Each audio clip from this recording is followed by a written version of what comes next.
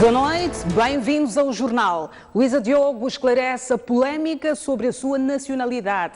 É uma notícia que vai ser desenvolvida neste jornal. Supostos homens da Renamo incendiaram casas e mataram uma pessoa no povoado de Tsane, no distrito de Funhalouro, em Inhambane.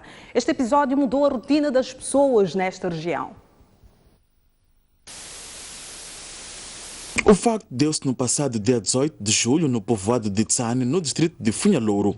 Eram por volta das 2 horas de madrugada, quando os supostos homens da Renamo armados começaram a incendiar casas e, segundo os residentes daquele povoado, estavam em busca do secretário local do Partido Frelimo. Vieram os homens armados, os homens da Renamo à noite, lá para as 0 horas. Chegaram a precisar dos secretários deste círculo. Depois andaram mesmo pelas casas e fizeram o mesmo manifesto neste círculo de Tsane. Para além de casas incendiadas, os supostos homens da Renamo mataram a esposa do secretário de célula do Partido Frelimo em Tsane. Ainda em estado de choque, a filha da vítima diz que viu sua mãe a ser morta e conta como aconteceu. Chegaram às 2 horas, tacaram eles na minha palhonta e mataram a minha mãe. E depois quando ele matou a minha mãe, começou a me perguntar, dizer que é você que anda a abusar neste ensino. Você é conselho de positivo, não sei que você é conselho de positivo em que eu estou tão malo mesmo, porque eu não sei o que foi para as pessoas mandaram a minha mãe. Por causa deste facto, os residentes desta zona passam as noites fora das suas casas, receando novos ataques. Aliás, a escola local foi forçada a mudar o horário de aulas e, com isso, os alunos deixaram de ter pelo menos 6 tempos por semana. Agora, iniciamos às 8 e terminamos às 16. No bairro, sim, podem existir algumas pessoas que dormem no mato devido ao medo. Por isso, nosso horário ajusta também a esse clima de medo. Sim. Então, permite que as crianças voltem do esconderijo. Então, são dados banho. Então, depois eu vou ver na escola, nessa hora das 8. Vai comprometer, sim, porque tem algumas aulas que já não estamos a dar. Sim. São 6 aulas que agora não estamos a dar. Refira-se que os homens armados da Renamo estão no distrito de Funhalouro há pelo menos 2 anos, de onde já se ouviram relatos de confrontos entre estes e as forças de defesa e segurança. O deputado e membro da Comissão Política da Frelimo, Enéas Comiche, visitou o povoado atacado pelos supostos homens da Renamo e disse, alastrando os seus ataques, a Renamo está a provar que não quer dialogar. O deputado da Assembleia da República e membro da Comissão Política da Frelimo, Enéas Comiche, visitou o povoado de Tsane para ver de perto o rastro de destruição deixado pelos supostos homens da Renamo. Enéas Comiche prestou condolências à família do secretário da célula da Frelimo em Tsane e disse que não entende por que a Renamo ataca pessoas inocentes. Aliás, para Comiche, os ataques são prova de que a Renamo não quer dialogar com o governo. Comissão mista para preparar o diálogo está a funcionar. Por que não cessam estes ataques? E cada dia a notícia de mais um ataque, a outro ataque. Essa informa dialogar. As hostilidades deviam ter acabado. O que está a acontecer para continuar essas hostilidades? O presidente Filipe Jacinto Nunes disse sempre que está pronto para receber o Sulhacama para falarem, para dialogarem. E até agora nada aconteceu. Por outro lado, Enéas Comiche apelou à população a não colaborar com os homens da Renamo, denunciando qualquer movimentação em qualquer ponto do país. É extremamente importante que nós, que não temos armas, estarmos vigilantes. Porque quem acaba por sofrer onde há ataques armados da Renamo é a população. Para isso, temos de estar muito vigilantes para denunciarmos qualquer movimentação de homens armados, porque as forças de defesa e segurança estão preparadas para intervir e neutralizar esses homens armados. Enéas Gomes está em visita de trabalho na província de Inhambane com a missão de oficializar o Gabinete Provincial de Preparação do 11º Congresso do Partido dos Camaradas. O arcebispo da Beira, Dom Cláudio Dalla Zoana, é da opinião de que o alcance de uma paz efetiva no país depende de uma reconciliação séria, sem pensar em interesses particulares e, sobretudo, o envolvimento de todos os moçambicanos na construção da mesma. A paz é o único caminho possível para Moçambique e não tenho dúvida que talvez possa demorar, possa ser fruto de um esforço grande, de um compromisso. É um pouco como na vida das pessoas, é algo em construção, não é algo que se consegue um dia, nos empenhamos, chegamos e conseguimos alcançar o objetivo. A paz é algo que se constrói todos os dias. Por isso é preciso um esforço constante, um compromisso constante por parte de todos, porque em Moçambique não são só algumas pessoas ou algumas instituições. Moçambique somos todos nós que vivemos neste país. Para o arcebispo da Beira, a falta de paz não é só um conflito armado e pediu aos moçambicanos para não ficarem à espera que alguém traga paz e exortou o envolvimento de todos na construção deste bem precioso. Falta de paz é a falta de respeito, por exemplo, dentro das famílias, a violência doméstica, ou o que vivemos nas nossas cidades, o fato que as pessoas façam justiça com as suas próprias mãos, tudo isto é falta de paz. Então, não podemos esperar que alguém nos traga a paz, nós devemos construí-la, nós todos, e cada um. Vocês, na comunicação social, por meio das vossas mensagens, dos títulos que colocam nos jornais, podem ser anunciadores, construtores desta paz. Cada um de nós tem que fazer o seu trabalho. O chefe da Igreja Católica na Beira acredita que o diálogo entre o governo e a RENAMO, retomado recentemente na presença de mediadores, irá certamente construir os caminhos para uma paz efetiva no país. Todos nós olhamos com expectativa ao processo de diálogo que começou e que possa dar frutos positivos, porque de fato sem um ambiente sereno, de paz, de colaboração, é difícil fazer gestão e é difícil gerir também a economia. Por isso penso que todos olhamos com expectativa nesta direção. Não há alternativas, não há alternativas. Ou temos paz no futuro, ou Moçambique não tem futuro. E então, um país com tantos jovens, com tanta vitalidade, não pode não ter futuro. Dom Cláudio Dalla Zoana falava na manhã desta quarta-feira à imprensa na Beira, no final de uma cerimônia de inauguração de um novo bloco da Faculdade de Economia e Gestão. Roberto Tibana sugere que o governo e a RENAMO dialoguem sem pré-condicionalismos. O economista considera que só haverá reconciliação nacional se as partes conversarem como irmãos e cada uma perdoar a outra. E eu estaria feliz se nós aprendêssemos que a política é muito importante para a economia também. Se nós pudéssemos sair dessa, para qualquer um dos contendores, não há ninguém que vai ganhar se isto continuar numa confrontação, porque a economia vai ser destruída, o bem-estar das pessoas vai ser destruído e tal. Então,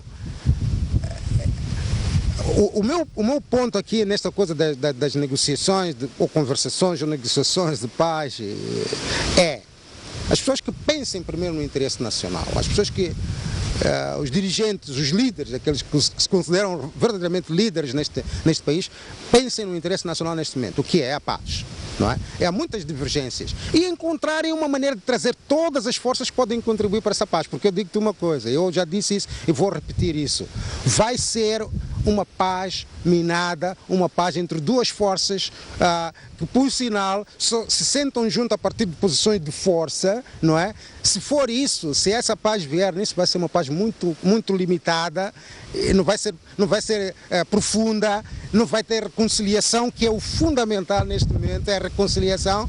Tem que ser uma conversa de família que uma vez entrou em problemas, mas que as pessoas podem sentar-se, olhar para uma cara e dizer: eu te perdoo ou não te perdoo? Quem é que nunca te ofendeu? E todas as pessoas que há alguma razão para eu ter passado por cima dos direitos humanos de alguém, não há nenhuma razão. Então a única coisa que eu posso dizer, se me puder perdoar, perdoa-me, vamos tentar ir para frente como irmãos. Eu penso que isso é o que a sociedade moçambicana quer, acima de tudo. E se as pessoas falharem nisso, então pronto, mais uma vez vão ter defraudado as expectativas, né? Na província da Zambésia, cidade de Climane, muitos estabelecimentos comerciais já encerraram as portas. A crise económica aliada à depreciação do metical face ao dólar, bem como a tensão político-militar, são apontados como as principais causas. A crise financeira é uma realidade ao nível da cidade de Climane. Vários estabelecimentos comerciais estão a encerrar as portas devido ao fraco poder de compra. Os proprietários dizem que não estão a ter capacidade de pagar o arrendamento das instalações. Vários estabelecimentos comerciais ao nível da cidade de Climane já encerraram suas portas. Há dois fatores para este motivo. O primeiro, a crise económica, aliado à depreciação do metical face ao dólar, bem como a tensão político-militar. Estão a fechar muitas lojas até. Primeiro, não há poder de compra. Segundo, rendas, não aguenta com rendas, despesas pessoal, despesas de finanças, despesas não sei o quê, alimentação deles. Então, a maior parte são esses nigerianos e não sei o quê, estão a fechar porque não aguentam com o produto. Estão a ir abrir na FAI ou nesse mercado informal, pagam um pouco só. Além disso, estradas, essas coisas todas estão a dar-nos cabo a todos os comerciantes. Todos os comerciantes estão a passar mal por causa das estradas, por causa desse conflito armado que a Renamo não quer parar. O negócio ultimamente baixou muito em termos de venda. Já muita gente vem a querer certas coisas que nós não temos e não temos porque está difícil como ir levantar, meio de transporte, esse conflito armado, sim. E como é que se arranjam com isso? Estamos a arranjar com o que temos até agora. Muita gente precisa de tanta coisa, mas até agora não temos como, né? Sim, até agora estamos a sobreviver do que temos aqui dentro. Sim, já está a acabar, não sei como vai ser. O grande problema é a questão da guerra. Exatamente. Como passar via terrestre para ir levar. A situação do negócio está mal, a situação do negócio está mal. Abibo Remani é um dos grandes importadores de mercadorias em Climane. Diz que a robustez do dólar não está a ajudar os comerciantes. As empresas agora eu acho que em vez de trabalhar para ganhar, só trabalhar para perder. Porque pronto, como eu expliquei mais ou menos, volto a explicar. Um celular que custava $100, era 3.000 meticais em dezembro do ano passado. A gente importava, como disse, transporte, alfândega, tudo, ficava nos 4,5, 5 custo para a gente vender 6, hoje $100 é 7.500. Com transporte, alfândega, tudo, o mesmo que a gente vendia 5, tem que vender 11 ou 12. Então é por aí a crise, quer dizer, o problema máximo. Devido à crise financeira, pode-se ver em vários estabelecimentos cenários como estes. Aluga-se, mas que, no entanto, ninguém aparece para ocupar estas respectivas lojas aqui ao nível da cidade de Climane. Com imagens de Vasco Paulo, Jorge Marcos, STV, a partir de Climane. E para analisar este assunto, junta-se a mim o professor Severino Nguenha, a quem agradeço a participação aqui no Jornal da Noite. Professor Nguenha, nós temos conversações das últimas semanas, entretanto, estes últimos dias foram marcados por ataques militares com implicações fortes a nível económico. Para o governo, a Renamo deve submeter as suas posições. Para a Renamo, o governo deve conceder as suas reclamações. Existe alguma fórmula para descomprimir estas duas partes? Não vou dizer que estou feliz de estar aqui hoje, apesar de ter uma pessoa simpática em frente de mim. Gostaria de ter sido convidado por razões e motivos um bocadinho mais alegres. Mas a situação de conflitos de guerra, que aumenta a pobreza, aumenta o número de mortos, a destruição de infraestruturas, e tem um peso enorme sobre a vida das pessoas, de hoje, mas também da manhã, é aquilo que está na mesa, é aquilo que nos leva a termos que conversar ou trocar duas impressões. Eu queria dizer, em primeiro lugar, isto: um monólogo a dois nunca foi um diálogo.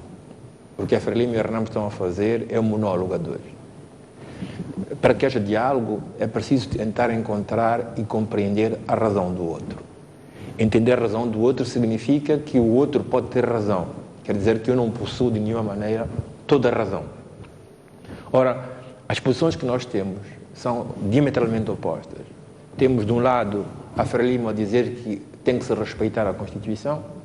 Eu quero dizer que, enquanto Presidente, tive a sorte de encontrar o Armando Emílio Guebuza no escritório dele, e a última vez que o encontrei, recordo-me que ele me disse na porta da saída do escritório: eu quero que a Câmara respeite a Constituição. Quando entrei no carro, ouvi na rádio que tinham atacado Santo Ngira. A vontade de querer fazer respeitar a Constituição a todo custo, sem entender a razão do outro, levou à situação em que nós nos encontramos. A Constituição não é uma Bíblia. A Constituição foi feita por nós. Ela foi feita para regrar, para permitir que posições diferentes possam coabitar de maneira pacífica num espaço geopolítico determinado. Ela é uma resposta a questões históricas e políticas num tempo determinado. Ora, o que acontece hoje é que essa mesma Constituição, longe de ser o substrato no qual as partes podem se entender por uma convivialidade pacífica, tornou-se um instrumento de conflito. Então não há nada que nos impeça como país, como povo, de pensar qual é o tipo de instrumento que precisamos para podermos viver em paz. Isto por lá da Frelimo. Por lá da Renamo, é preciso recordar que quando nós fomos às eleições, as últimas eleições, não fomos para votar governadores provinciais. Fomos para votar um Presidente da República. Vir reclamar, depois do jogo, que eu quero governar as províncias, é uma atitude que leva a outro extremo. Ora, estas duas posições extremas fazem com que estejamos diante de um monólogo e não num diálogo. Só se formos capazes, cada um, de ceder nas próprias posições e irmos a uma mesa convictos das nossas posições, mas também completamente abertos para ouvir a razão do outro, é que podemos encontrar uma solução para estes dois polos extremos que estamos. Imagine que eu sugira isto. Se nós aceitássemos que a Constituição pode ser alterada, e ela fosse alterada, e decidíssemos que queremos governos provinciais, nada nos impediria agora irmos a eleições e fazer eleições para escolher governadores provinciais. Mas isto implicaria o quê? Que a Frelimo cedesse em termos de Constituição e que a Renamo cedesse em termos de querer governar a todo custo províncias que diz ter ganho, mas não ganhou no pleito eleitoral, porque o que estava em causa não eram províncias, mas era a nação. Quer dizer que, como esta proposta, muitas outras podem existir, mas é preciso que as partes entendam que elas não são divinas, não são deuses, que nenhuma história pode garantir que o pensamento delas tenha que vingar a todo custo. Exatamente. É verdade que esta proposta da Renamo já foi no ano passado na Assembleia da República, no caso das Assembleias Provinciais, e foi reprovada. O Governo advoga esta questão de inconstitucionalidade. Olhando uma percepção intelectual, qual é o risco de um modelo de descentralização poder implicar a unidade nacional, no caso, e também fragmentar as várias diferenças que nós temos, ou seja, a nossa unidade não só cultural, mas também as percepções políticas. Moçambique estaria preparada para uma descentralização e qual é o modelo de descentralização aplicável para o nosso contexto? Quer dizer que nenhum país está nunca preparado. Se nós continuarmos a dizer que não estamos preparados, nunca vamos estar preparados. Temos que ir nos preparando fazendo. Agora, que o perigo exista, que uma descentralização sem uma reflexão muito ponderada leva a conflitos regionais, étnicos, até tribais, a história de África nos últimos 50 anos tem demonstrado isso. Porém, há modelos de descentralização e de eleições a partir de base em direção ao topo que podem permitir, ao mesmo tempo, a descentralização e a garantia de unidade nacional. Eu sugeri já em 91, 92 um modelo federal, que alguém veio me dizer que o federalismo, como eu propunha, era capaz de levar-nos até à fragmentação do país. Nós agora escolhemos um Presidente da República, que nomeia o governo, os ministros, os juízes, os reitores das universidades, os governadores. Quer dizer que nós damos ao nosso presidente mais poder do que Luís XIV. Ora, nós podemos imaginar um país que é governado de baixo para cima, em que nós escolhemos os nossos administradores, nós escolhemos os nossos governadores.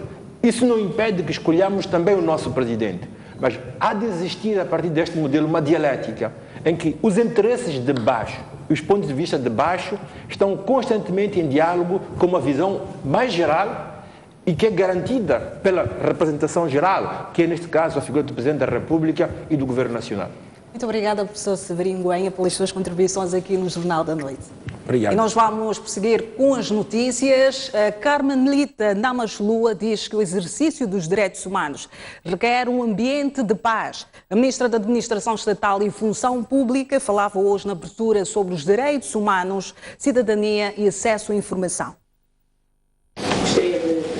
Representantes da sociedade civil, deputados da Assembleia da República, membros de assembleias provinciais, académicos e convidados estrangeiros estão reunidos em Buan na terceira edição do Acampamento Internacional dos Direitos Humanos, Cidadania e Acesso à Informação.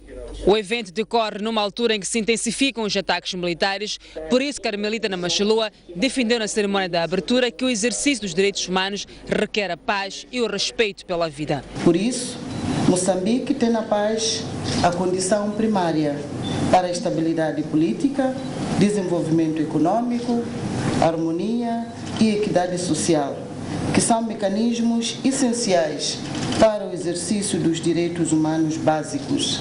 Daí o esforço do nosso governo na sua busca incansável, através do diálogo franco com todas as forças vivas da nação moçambicana.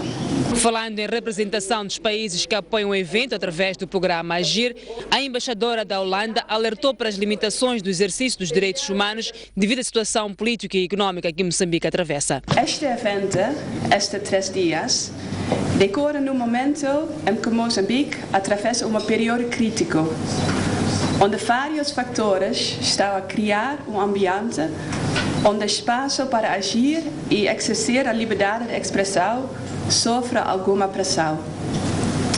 Assim sendo, a informação é dos instrumentos fundamentais para estabelecer uma plataforma de diálogo, quer seja para construir a paz, abordar questões relacionadas com direitos humanos ou para reestruturar a economia do país.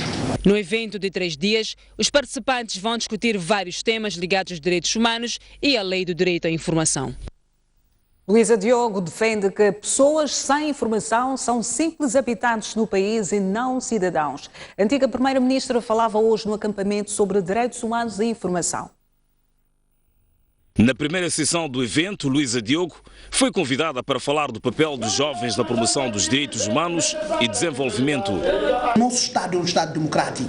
A antiga primeira-ministra deixou claro que só é cidadão aquele que tem acesso à informação. Caso contrário, a pessoa não passa de simples habitante de Moçambique. Na realidade, informação significa conhecimento.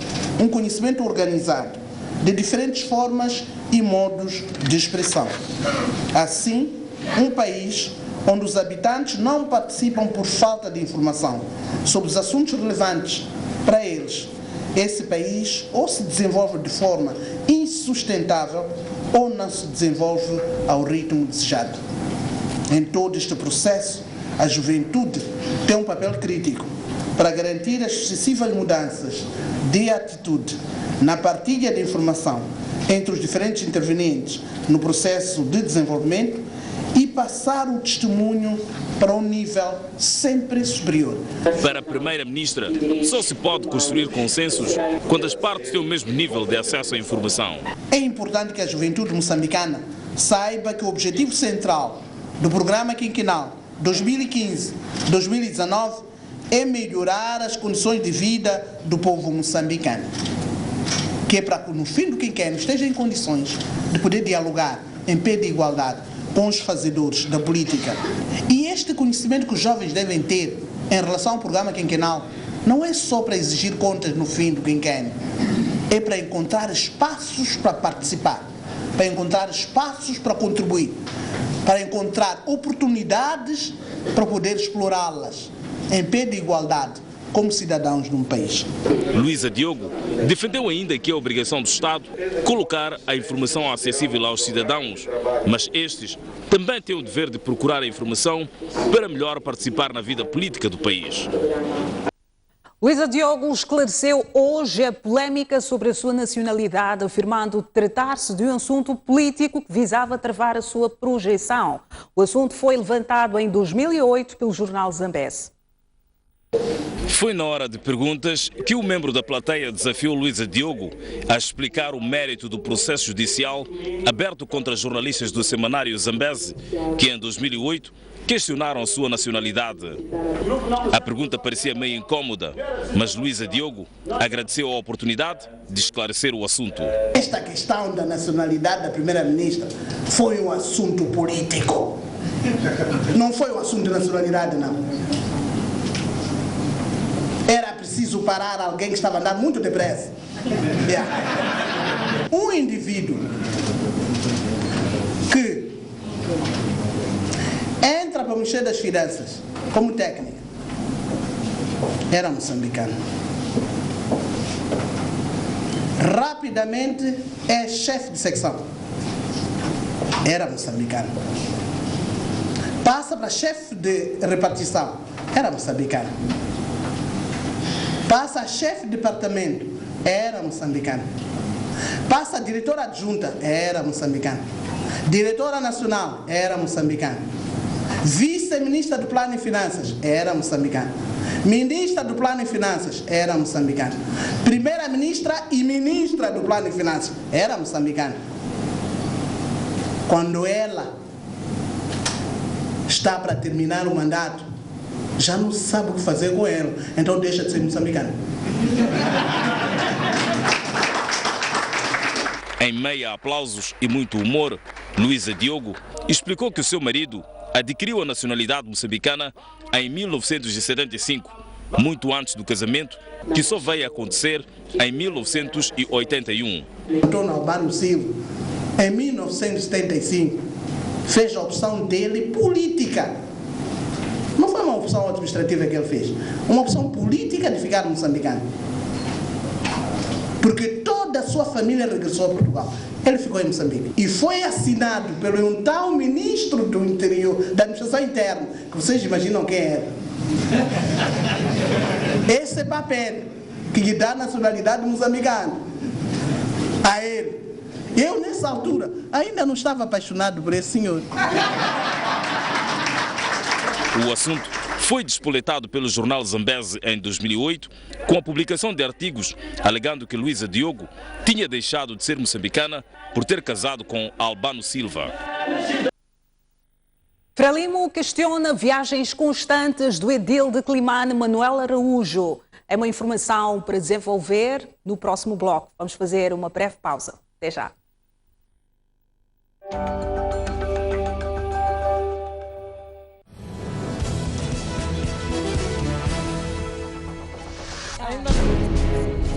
À quarta-feira, às 23 horas, Boaventura Município junta-se a 3 grandes mulheres da sociedade. Gera-se tudo, caça-se tudo, para. Revisão por revisão. Para colher a visão, a voz e análise. Como é que interpreta este sinal? Sob perspectiva feminina de diversos assuntos na ordem do dia. O que a Renamo está a fazer é uma afronta ao Estado. É preciso cantar muito alto bem.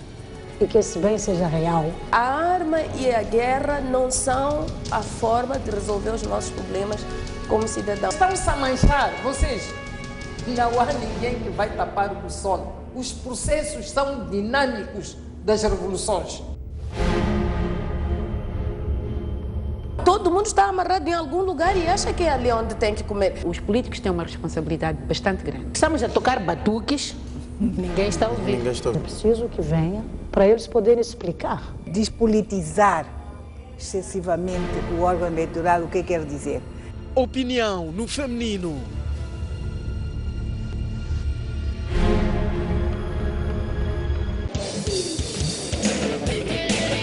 Todas as questões ligadas à qualidade e quantidade de produtos e serviços convergem num só programa.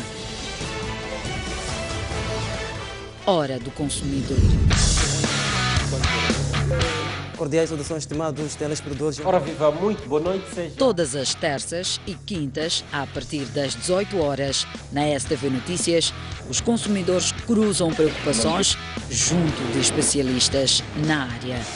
Eu pedi 5 quilos de feijão. Tinha uma balança. Eram 4,5. Deixa o cobrador é a mesma coisa. Nossa missão é transportar o povo. Não andam bem, mas o que falta, o pior serve. Quando chega no hospital, por exemplo... Nós temos que pedir fatura. Tem que informar onde é que adquiriu para eles fazer um trabalho. Não é uma prática recomendável. E responsabilizar o mentor. Ninguém nasceu a escrever. Traz benefício para o público. Não fazer nada. Para mais uma hora do consumidor.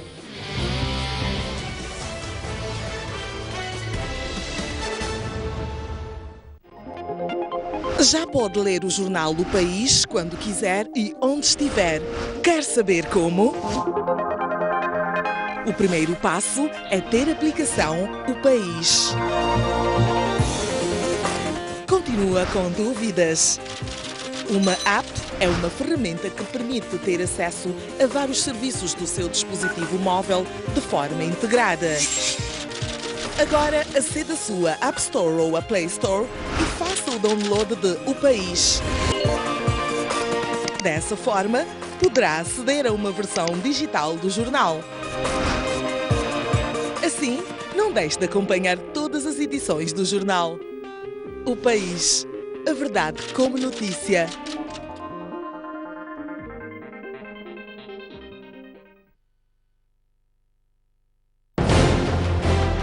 Um mundo sem referências é um mundo sem norte.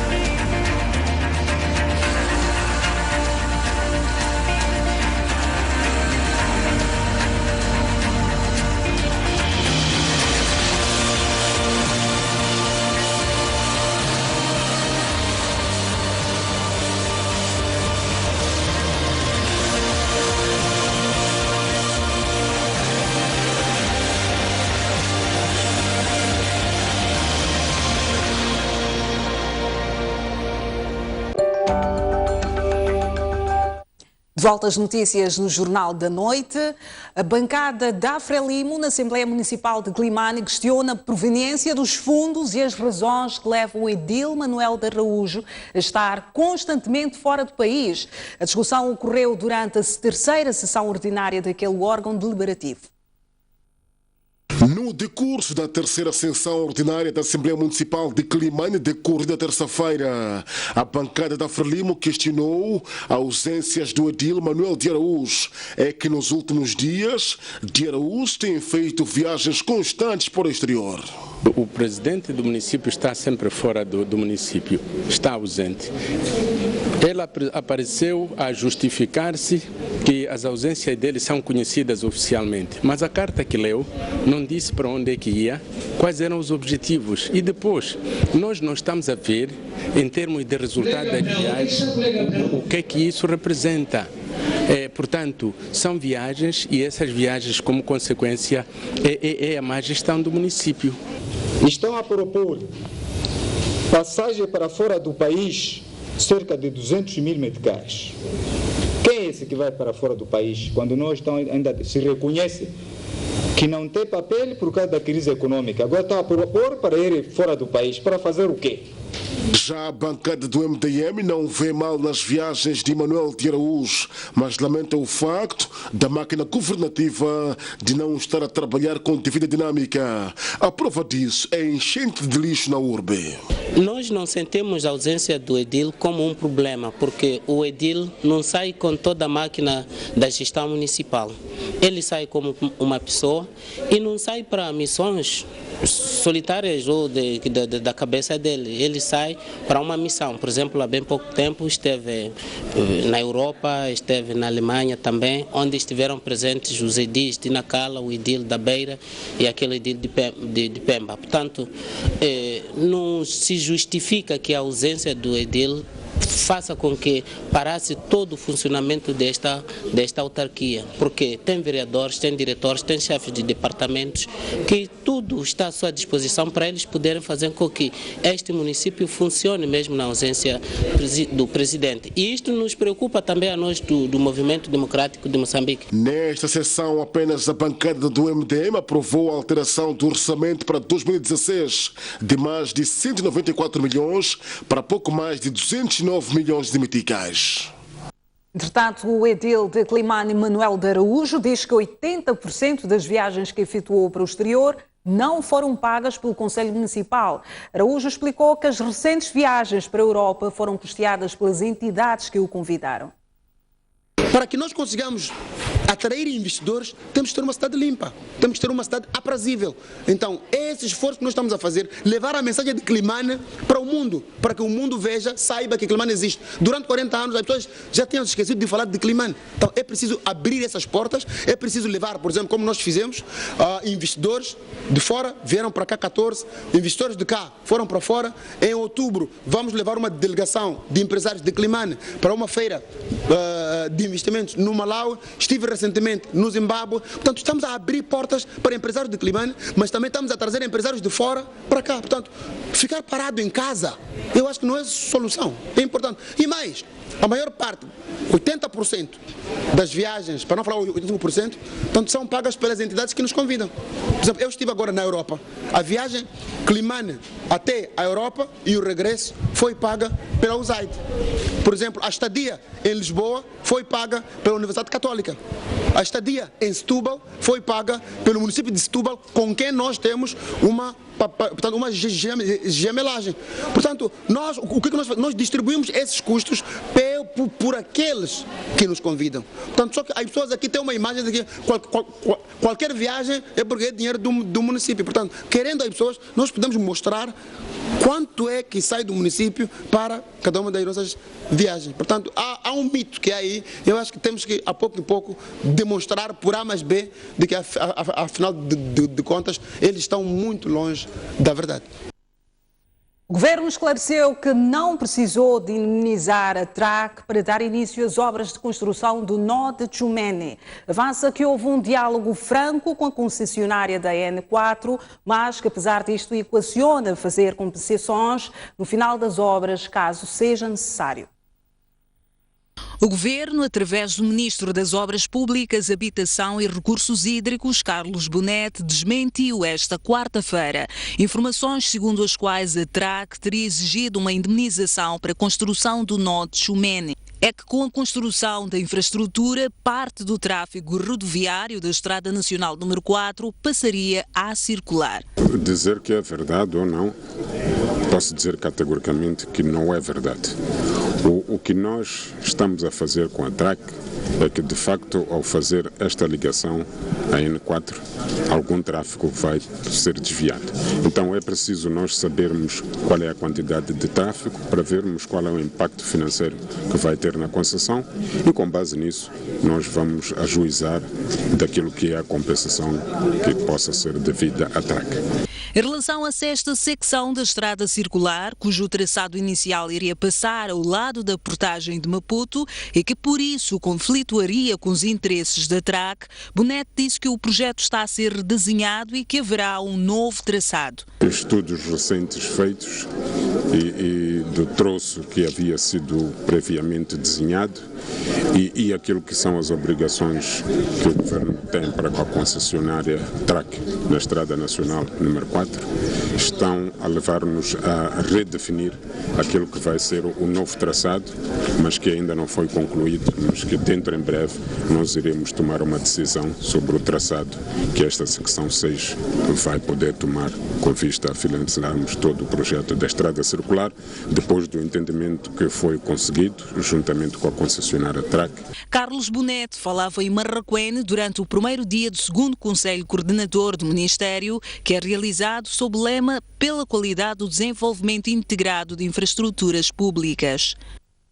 A Universidade Católica de Moçambique inaugurou um novo edifício da Faculdade de Economia e Gestão, com objetivos assentes na formação de quadros nacionais capazes de fazer face aos desafios atuais do país, não só na melhoria da qualidade de ensino. A Universidade Católica de Moçambique conta desde hoje com um novo pavilhão da já existente Faculdade de Economia e Gestão.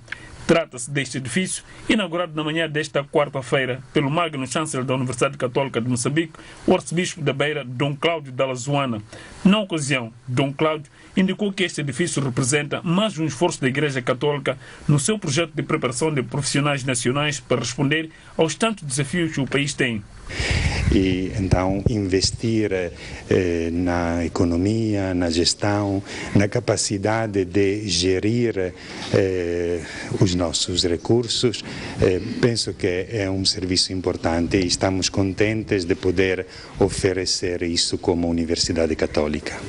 Este projeto foi elaborado e finalizado sempre olhando para a melhoria da qualidade de ensino, com salas apetrechadas e mais aptas para o ensino, sobretudo para níveis de pós-graduação e mestrado.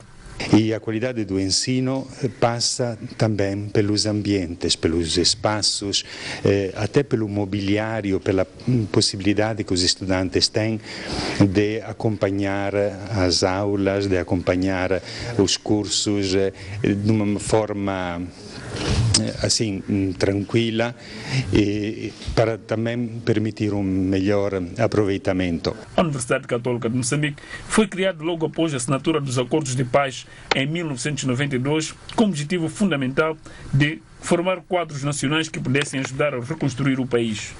Passados 20 anos, vemos que esta tarefa não se concluiu. É preciso continuar a trabalhar, a construir, a contribuir para termos um país mais sólido, uma convivência social, um respeito dos direitos humanos, da legalidade. E então a Universidade Católica, depois de 20 anos, não diz já cumprimos a nossa missão.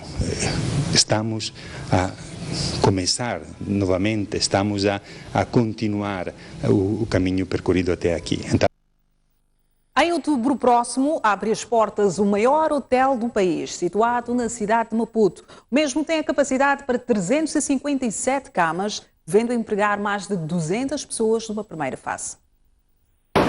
A imponência da infraestrutura mostra o quão grande é este hotel. Tanto na parte exterior como no interior, a arquitetura oriental está bem presente, mas o traço moçambicano não fica para trás, como retratam estes quadros de arte. Aliás, Arte é o que não falta em vários compartimentos. Até aqui, é o maior hotel no país, com 257 quartos para várias classes. O embaixador da China em Moçambique e o presidente do Conselho de Administração do Grupo Soico visitaram o local. Passo a passo, compartimento a compartimento. Os visitantes iam recebendo explicações dos detalhes arquitetônicos e dos serviços que serão oferecidos.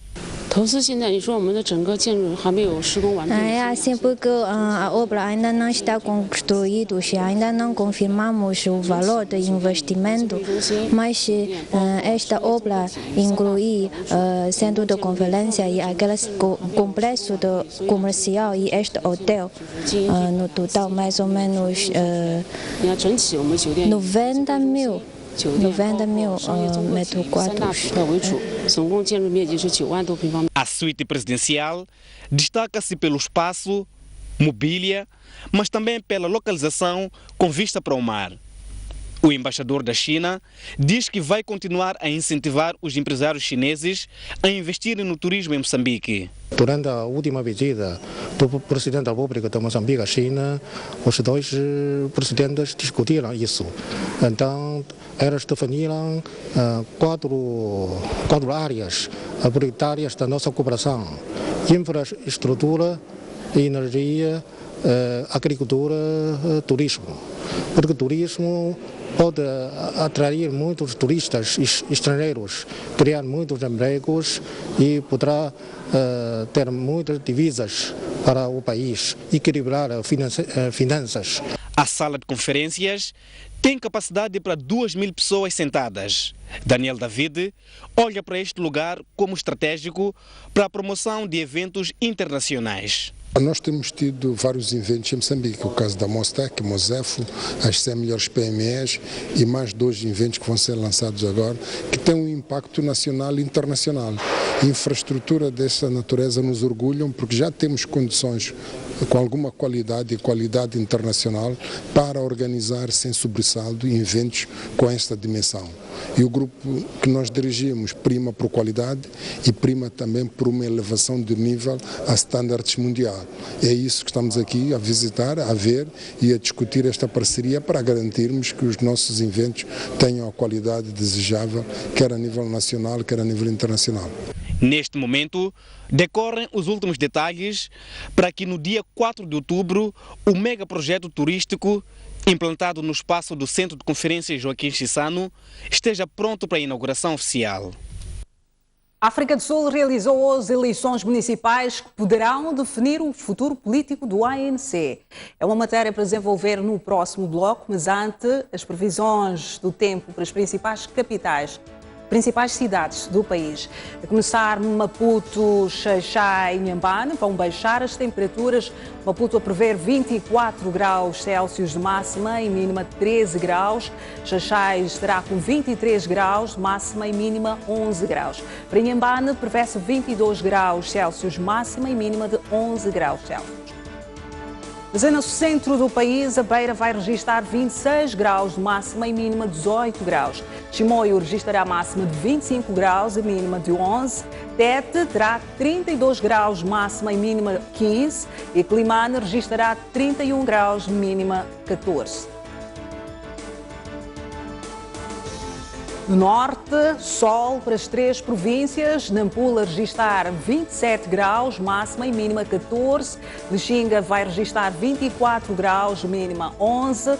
E a máxima de Pemba está prevista para 28 graus e mínima 17 graus Celsius.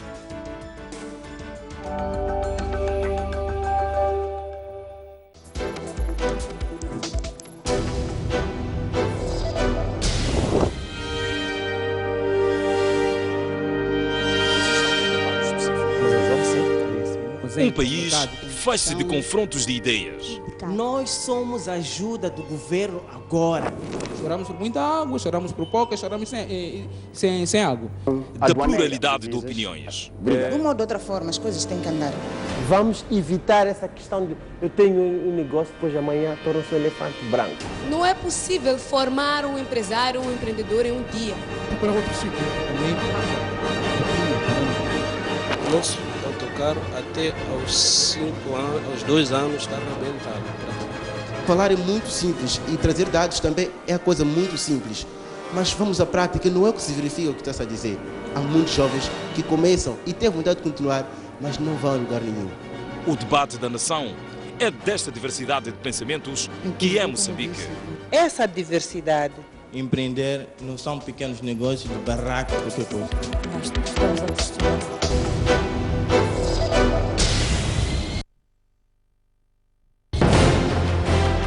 Um país sem história é um país sem futuro.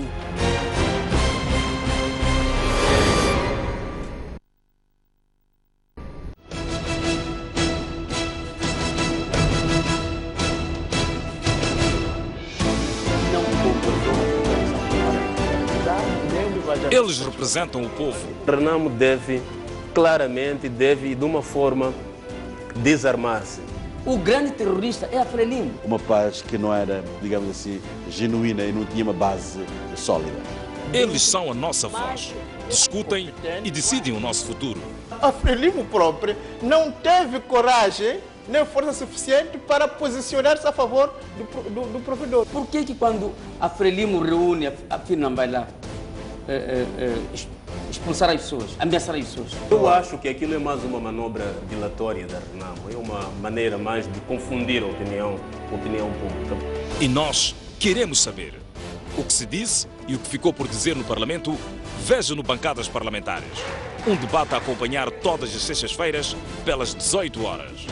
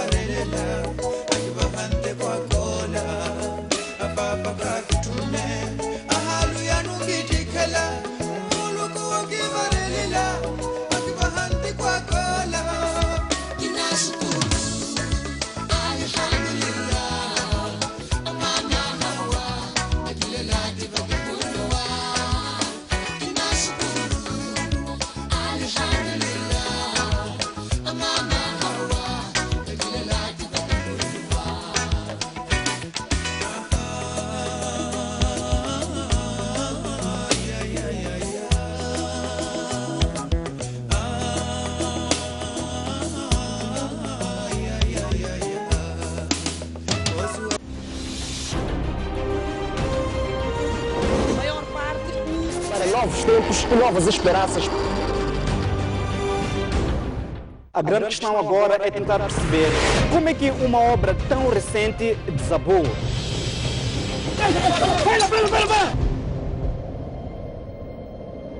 Os animais perdem a luta pela sobrevivência. Garanta a subsistência de milhares de pessoas que vivem no bairro de Ulém. Apesar de todos os episódios de insegurança, as embarcações são a única alternativa para... Nesse terreno pequeno viviam 5 famílias. Apesar, é sempre bom ter um maior cuidado.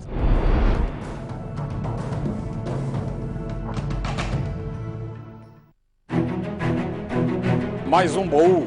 Recordações, momentos épicos, momentos marcantes, grandes vitórias, campeões. Como é que o futebol começou na sua vida e o que é que foi o futebol? Eram todas equipas bem estruturadas com o futebol de se tirar o chapéu. A gente jogava aqui na Baixa, saía da Baixa.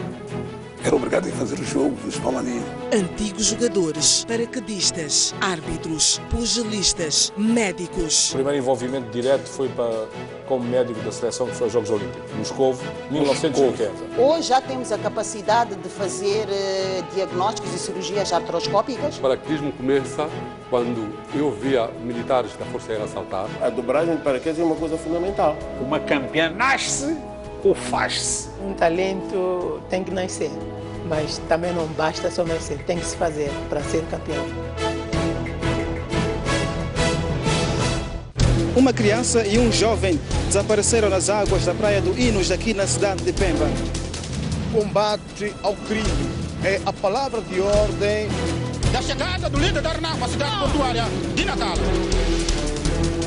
Davis Mango deixou ficar as seguintes considerações. A partir da cidade da Beira e com imagens de Manuel Chicava. No interior desta viatura seguiam 4 ocupantes. A reunião que aprovou a primeira Constituição da República. Bairros periféricos das cidades de Maputo e Matola. A alma do magistrado calou-se precisamente neste local. As notícias do país cabem todas aqui. Um país sem ídolos é um país sem referências.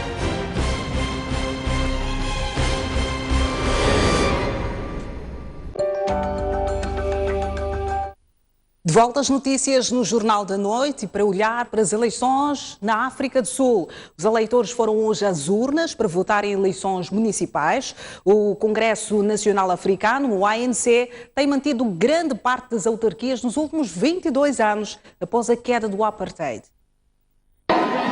O fim desta hegemonia pode colocar em causa a vitória nas eleições gerais de 2019 na África do Sul. O escrutínio é visto como um teste à liderança do presidente Jacob Zuma, colocada em causa após vários escândalos. O presidente sul-africano votou em Kandla, próximo à sua residência. À saída, Zuma reagia à tendência de abstenção em alguns municípios. Because sitting at home is not helping. If you are a citizen, you are in this country, you want this country to develop, you have got to use your vote as an instrument to help the country move forward quicker. Já Julius Malema, antigo presidente da Liga Juvenil do ANC e presidente do Partido Combatentes da Libertação Económica, votou em Seshego, no Limpopo. Entusiasmado, comparou o momento às eleições de 1994. We are hopeful that our people will understand that this might be much better than 1994, and therefore their coming out in their numbers is very important. As últimas sondagens mostram que o ANC pode perder o controle das autarquias da capital, Pretória, Joanesburgo e de outras cidades do país, incluindo o município icónico de Nelson Mandela Bay. O Port Elizabeth, onde o desemprego é de 36%, as sondagens revelam que o ANC pode perder a autarquia para a Aliança Democrática, o principal partido da oposição que já controla a cidade de Cabo. O analista político André Thomas Hausen revelou que as eleições municipais decorreram de forma ordeira na África do Sul. O antigo assessor do representante da ONU, Moss, acredita que o ANC poderá vencer as eleições, mesmo com as polémicas de Jacob Zuma. A África do Sul continua a ter uma administração eleitoral muito boa, tecnicamente capaz. É um certo orgulho, é um sentimento nacional aqui na África do Sul para haver eleições credíveis e evitar as acusações dos partidos de que poderia ter havido irregularidades. É verdade que o partido da oposição da esquerda, liderado pelo antigo presidente da Liga da Juventude do ANC, o Sr. Malema, que esse partido ameaçou que não vai respeitar o resultado eleitoral caso que não venha a ganhar em certas municipalidades. Mas o sistema é suficientemente forte para gerir essas ameaças. E a forma como decorreu o processo, acredito que tem acompanhado até pelos órgãos de informação. Como é que avalia, professor? Não, foram eleições que demonstram que o país ainda tem muita fé na democracia, populares de todo o tipo, gente que dificilmente faz sacrifício porque tem muito pouco, não tem dinheiro para o transporte, não tem transportes. Com muita calma, com muita paciência, sacrificaram o dia para colocar o voto e eu acho que é muito... As pessoas sentem que é importante, é relevante, porque a má gestão que temos tido em muitos municípios, em que os serviços faltam, em que a água de repente já não está disponível ou não está em condições de boa saúde, as pessoas, através desta escolha, deste acto eleitoral, vão tentar também articular as De acordo com a sondagem, professor, é possível fazer uma antevisão daquilo que poderá ser o resultado final? É difícil neste momento, porque existe sempre uma mudança de ideias de um momento em que, mesmo antes que as pessoas fazem a cruz, porque para muitos é realmente uma decisão terrivelmente difícil de votar contra o ANC, contra o partido que trouxe a libertação. Neste momento, eu acho que não vai realmente tirar a força e a grande maioria ao partido ANC, que se vai colocar confortavelmente perto dos 60%. Professor, essas eleições também são uma antecâmara daquilo que é a popularidade do presidente Zuma. Como é que olha para essa questão? Sim, muitos têm dito até abertamente que se o ANC vier a sofrer uma queda sensível nestas eleições, da grande maioria que sempre teve, acima dos 60%, para um valor próximo dos 50% só, que nesse caso haverá vozes no Comitê Nacional Executivo, que é o órgão que toma as decisões no ANC, que haverá muitas vozes que vão exigir uma demissão do presidente Zuma para se poder constituir uma equipa nova. O aeroporto internacional de Dubai esteve hoje por 6 horas encerrados depois da aterragem forçada de um avião que pegou fogo. Tinha mais de 200 pessoas, mas não houve vítimas mortais. O acidente ocorreu na manhã desta quarta-feira e envolveu o voo EK521 que vinha da Índia. Segundo um porta-voz do Aeroporto Internacional de Dubai, todos os 283 passageiros e 18 membros da tripulação foram retirados com segurança do avião. O Boeing 777-300 A6 EMW, que na altura fazia ligação entre Índia e o Dubai, pegou fogo após uma aterragem forçada. Imagens do acidente, publicadas nas redes sociais, mostram uma grossa faixa preta de fumo a sair de um avião em chamas. Devido ao acidente, todos os voos nacionais e internacionais foram suspensos, segundo informou o monitor do tráfego aéreo Flight Radar 2A. O tráfego regressou à normalidade 6 horas depois. O músico moçambicano Chidiminguana completou hoje 80 anos de idade. Para celebrar a efeméride, amigos, familiares juntaram-se a um dos embondeiros da música moçambicana. Nos domingos, uma salva de palmas. Chidiminguana é um dos artistas mais acarinhados e que resiste às adversidades do tempo.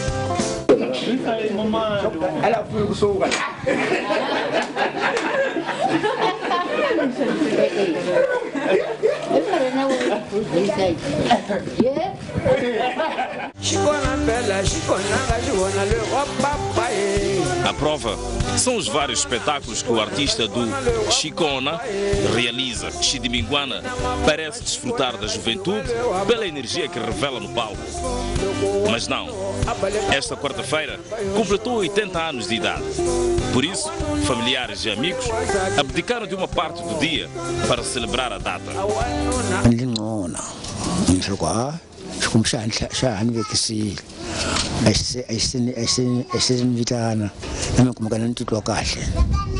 A esposa também está feliz por este momento, pois além de alegrar seus fãs, alegra também a sua família. Estou bem, porque mundo lwanyushisa kuchitsungu atlhela nyushisa na menza lwakho atlhela ndlisa hi ku jaya se a ku na leswi swi xandzaka la phakati nyeni xitanani.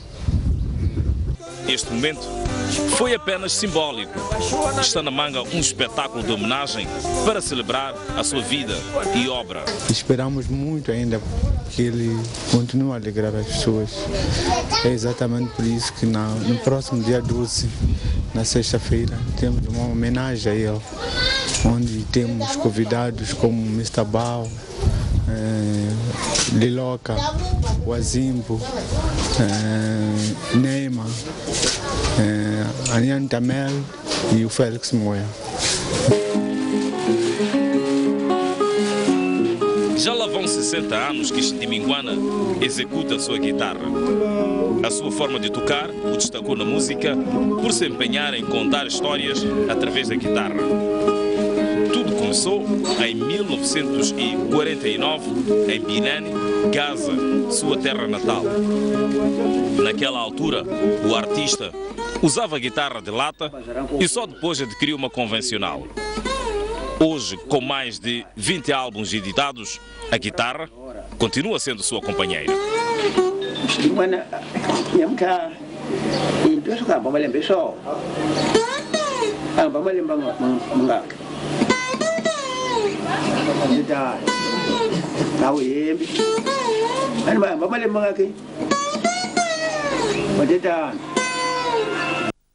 E celebrando 80 anos de idade de Chidiminguana, encerramos a edição de hoje, prometendo voltar amanhã. Obrigada pela audiência e amanhã.